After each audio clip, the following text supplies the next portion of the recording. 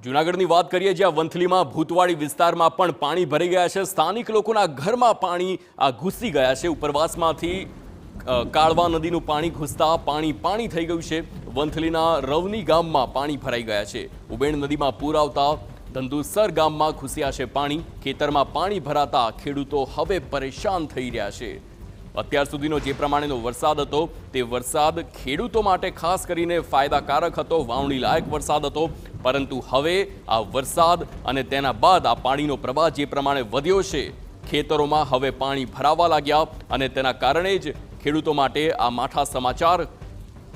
તો બીજા દ્રશ્યો જોઈ શકાય છે, જ્યાં ઘૂંટણથી પર ઉપર આ પાણી આવી જતા વાહન ચાલકોને પણ હાલાકી પડી રહી છે। છકડો રિક્ષા છે જે અડધો પાણીમાં ગરકાવ થઈ ગયો અને બીજી તરફ આ ખેતરના દ્રશ્યો।